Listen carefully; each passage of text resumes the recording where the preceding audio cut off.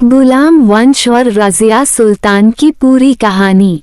भारत के इतिहास में जब भी साहस और संघर्ष की बात होती है तो रज़िया सुल्तान का नाम बड़े गर्व से लिया जाता है। वो केवल दिल्ली की पहली महिला शासक ही नहीं बल्कि एक योद्धा, दूरदर्शी नेता और न्यायप्रिय शासिका भी थीं। लेकिन उनकी कहानी केवल राज सिंहासन की नहीं बल्कि समाज की उन बेड़ियों को तोड़ने की है जिन्होंने महिलाओं को सत्ता से दूर रखा।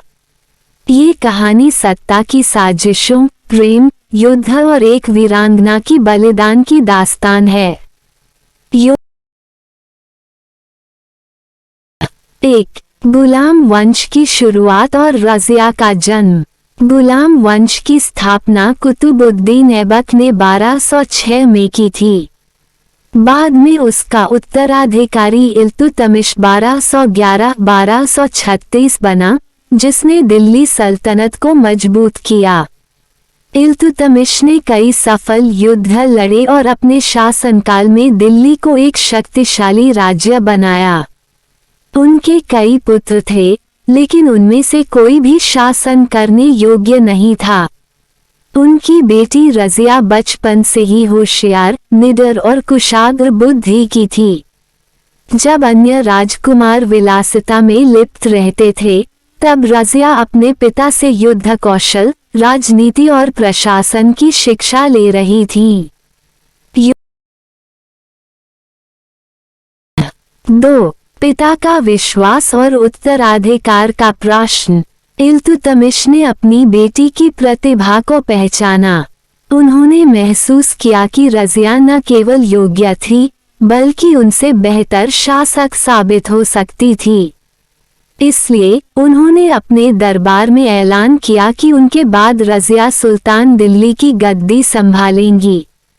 लेकिन मुस्लिम अमीरों और सरदारों ने इस निर्णय को ठुकरा दिया। उन्हें यह मंजूर नहीं था कि एक महिला सुल्तान बने। योजक 3. षड्यंत्र और दिल्ली की गद्दी। इल्तुतमिश की मृत्यु के बाद दरबारियों ने उनके बेटे रुकनुद्दीन फिरोज को सुल्तान बना दिया, लेकिन वह अयोग्य शासक साबित हुआ।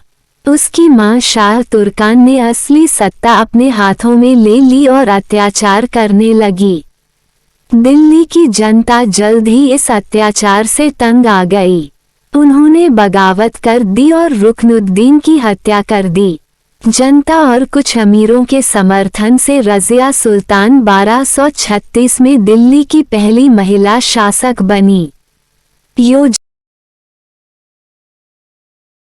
4. रज़िया सुल्तान का शासन, एक योग्य शासिका।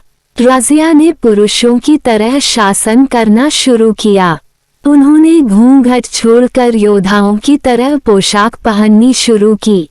उन्होंने कई महत्वपूर्ण निर्णय लिए। 1. धार्मिक सहिष्णुता, सभी धर्मों को बराबरी का दर्जा दिया। 2. योग्यता आधारित प्रशासन, उन्होंने काबिल लोगों को ऊंचे पद दिए, चाहे वे किसी भी जाति या धर्म के हों। 3. सैन्य सुधार, उन्होंने अपनी सेना को और अधिक शक्तिशाली बनाया। 4. न्यायप्रियता, गरीबों के लिए उन्होंने अपने दरवाजे हमेशा खुले रखे।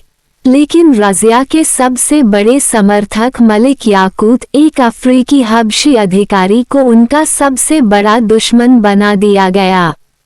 5. अमीरों की साजिश और सत्ता संघर्ष। रज़िया के सुधारवादी विचार कट्टरपंथी अमीरों को पसंद नहीं आए।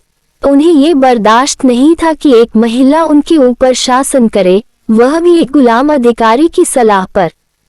दरबारियों ने अफवाहें फैलाई कि रज़िया और मलिक याकूत के बीच अवैध संबंध हैं। इसके बाद एक बड़े षड्यंत्र के तहत भटिंडा के गवर्नर मलिक अल्तूनिया को भड़काया गया। 6. मलिक अल्तूनिया का विद्रोह और रज़िया की गिरफ्तारी। जब रज़िया ने विद्रोह को दबाने के लिए सेना भेजी तो उन्हें धोखे से पकड़ लिया गया।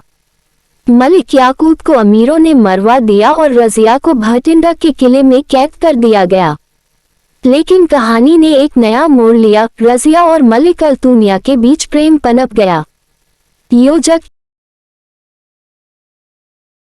प्रेम, विवाह और दिल्ली की गद्दी वापस पाने की कोशिश। रज़िया और अल्तुनिया ने विवाह कर लिया, लेकिन उनका असली लक्ष्य दिल्ली की गद्दी वापस पाना था। उन्होंने सेना इकट्ठी की और दिल्ली पर चढ़ाई कर दी, लेकिन सुल्तान बहाउद्दीन मसूद शाह पहले से ही तैयार था। अल्तुनिया और रज़िया की सेना कमजोर साबित हुई। वे हार गए और भागने को मजबूर हो गए। 8. जंगल में संघर्ष और दुखद अंत। जब रज़िया और अल्तुनिया जंगलों में छिपे थे, तब उनके पास भोजन और हथियार खत्म हो गए। एक दिन जब वे बहुत कमजोर हो गए, तो एक गांव में भोजन मांगने पहुंचे। गांव वालों को पता चल गया कि यह वही रज़िया है जिसे दिल्ली के अमीरों ने गद्दी से उतारा था। गांव वालों ने सोने चांदी के लालच में दोनों की हत्या कर दी। 6 अक्टूबर 1240 को एक महान योद्धा, जो न केवल एक शासिका थी बल्कि एक महिला अधिकारों की प्रतीक थी, इतिहास में समा गई। 9. रज़िया सुल्तान की विरासत। रज़िया सुल्तान की कहानी केवल एक महिला शासक की नहीं, बल्कि हिम्मत, त्याग और संघर्ष की मिसाल है। उनकी कब्र आज भी दिल्ली में गुमनाम पड़ी है, लेकिन उनकी बहादुरी और बलिदान की गाथा आज भी जीवित है। एक योद्धा की पहचान उसके गहनों से नहीं, बल्कि उसकी तलवार से होती है। रज़िया सुल्तान।